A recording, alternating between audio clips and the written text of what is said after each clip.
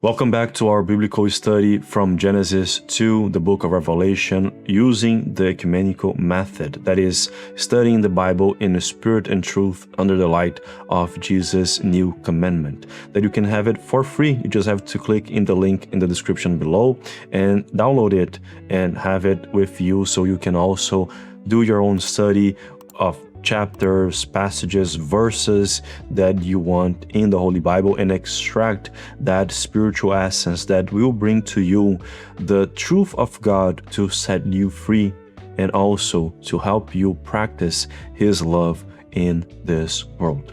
Today, we are going to be studying from chapters 12 to 14 in the book of Genesis, and I already bring here my answers to the questions that we have in the method. So in the first question, I answered that it is Abram's call and his covenant with God, as we see right in the first chapter, that is the chapter 12, and also the universal aspect of communication with God that is presented to us in the 14th chapter with Melchizedek, where he is blessing Abram after saving Lot from the captivity that he ended up going during the war that happened in that place around Sodom and Gomorrah. And why I say that, why it is universal aspect of communication with God, because the Bible helps us understand that Melchizedek from Salem, which is the place that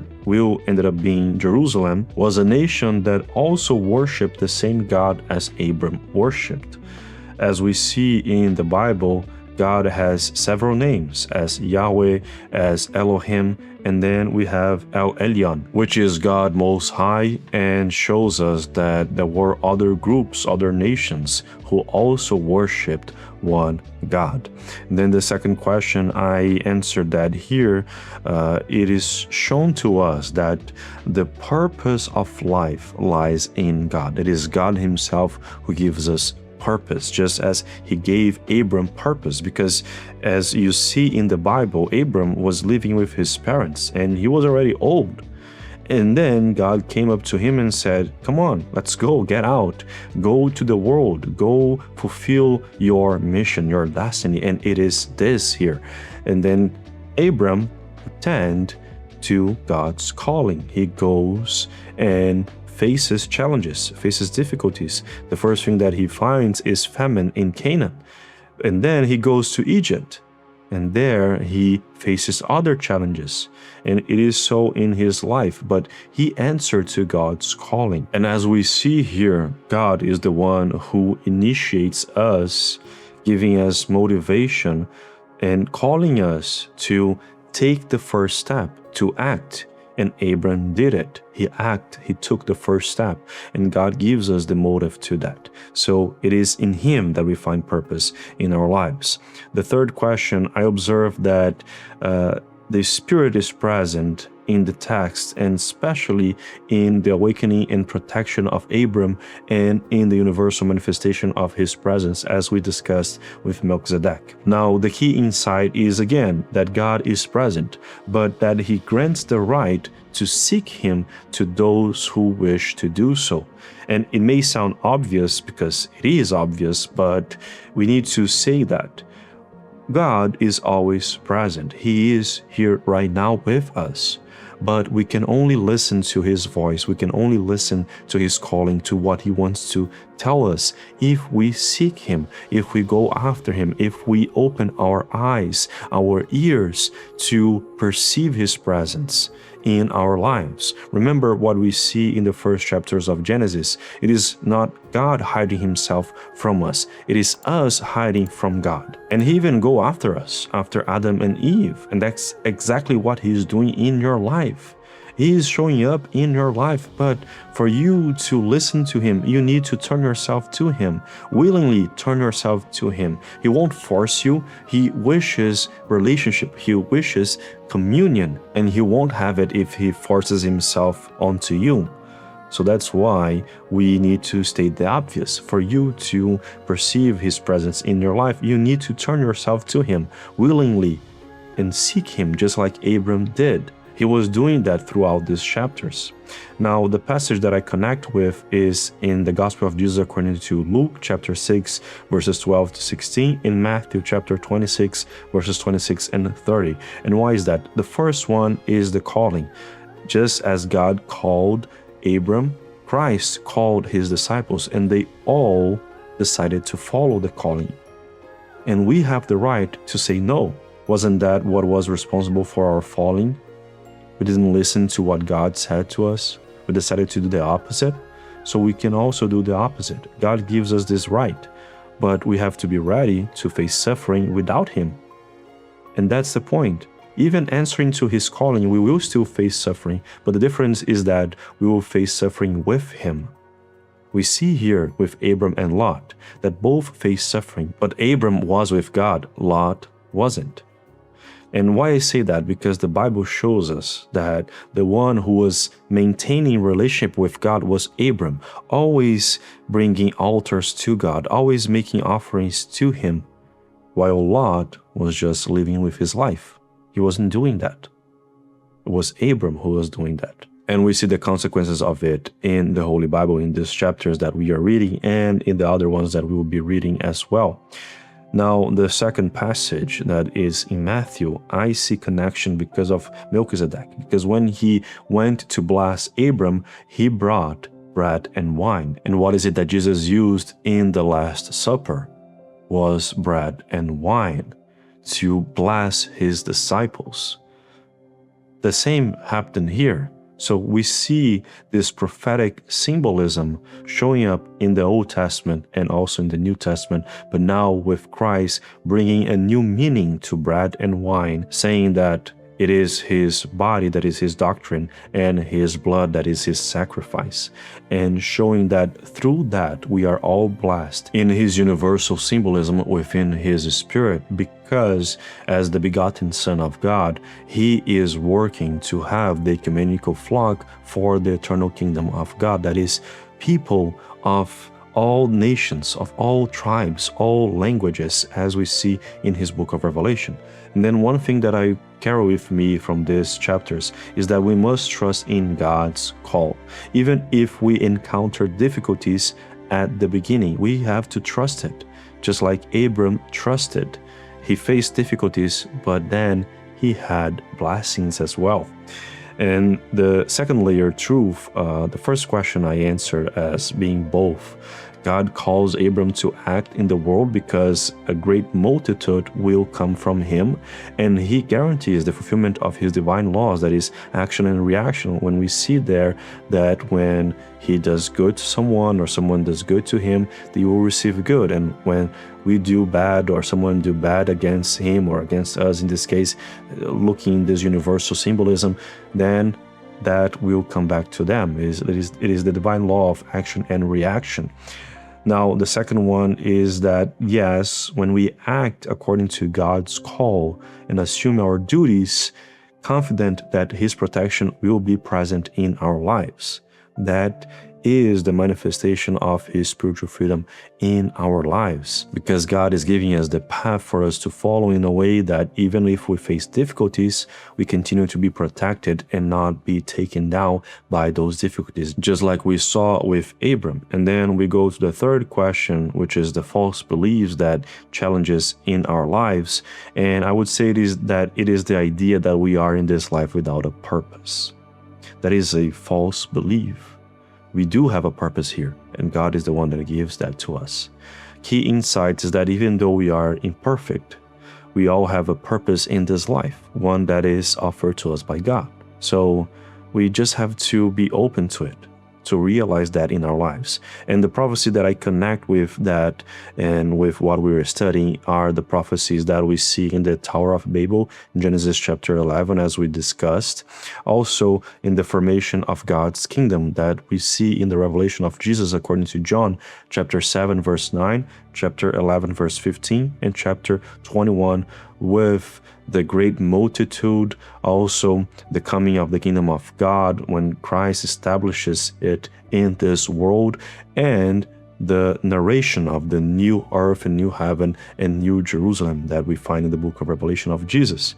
One thing that brought me peace is that if we heed God's call and remain in Him, we will be protected.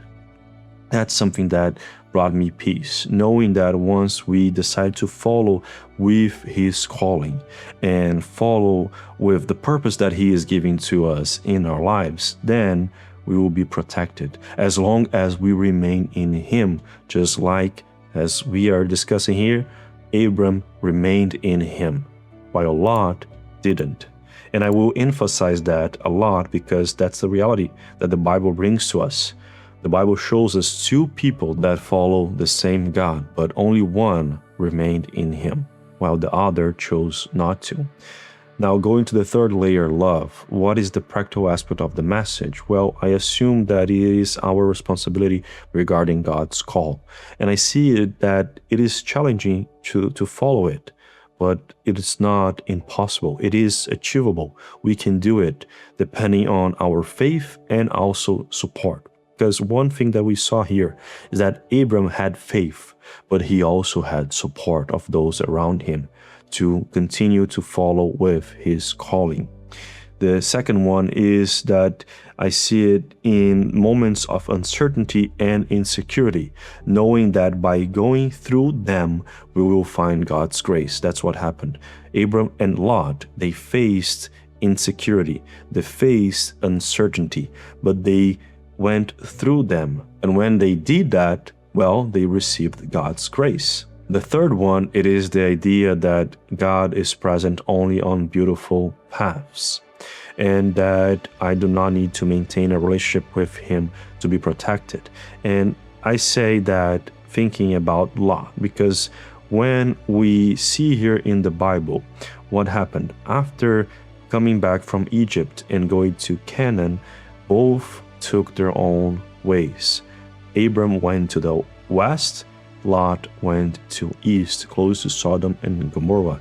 And one thing that the Bible tells us is that Lot chose that path because he saw green fields, he saw a beautiful garden, and that what was caught his attention. But the thing is that once he reached there and was close to Sodom and Gomorrah, he faced war. He was captive. He faced several difficulties in that place. So it is not the most beautiful path that we will find God. It is the path that He chose to us. And also that we need to maintain ourselves with Him while we walk through that path, because once we do that, then we are protected. Lot was only protected because of his uncle, because of Abram, because Abram saved him, and then after that, Abram vouched for Lot. So you see, the thing is that one was with God while the other wasn't, and one was ready to face the challenges because he was seeking protection in God, while the other wasn't ready, and his difficulties turned out to be way greater than the other one. The key insight that I take from this is that when we take responsibility for our actions, the result is always better than expected, even if we initially encounter misfortune. And I say that because one experience that I have in my life, and that the passage reminds me of, is the time when I owned up to a mistake that I made while working in communications. Yes, I was sweating a lot. I was worried, but and I even received a warning. But by doing that, by owning responsibility for what I did, it brought me peace, because then I wasn't a slave of my mistake anymore. I was someone that was free from it. And of course, I was responsible enough to not commit the same mistake again. Otherwise, what is the point of owning it if you always commit the same mistake? But the thing is that once I did it, I felt peace, and also felt that I wasn't a slave of it anymore, that I could change myself. And that's what I tried to do. And now one thing that I will start doing in this case, as we read chapters 12 to 14, is that I will take on more risks. Of course, not any risks risks that are blessed by God, that I feel and see that He is giving it to me, He is offering to me, just like He offered to Abram, just like Christ offered to His disciples, and just like Christ is offering to us today. And by facing uncertainty, facing insecurity, I know that because I am with them, with God and Jesus, I will, as my grandfather always told me, Brother Paiva, overcome it and win. As he said, with Jesus we shall always, always, and always win. That is the certainty for me, that even though I may face difficulties, even though I may face uncertainty in this life, insecurity, one thing I'm certain of is that with God, with Christ, I will be protected and I will overcome the challenge. Of course, that there are part of me in there too. I need to act. It's not just give to them and that's it. No, Abram acted.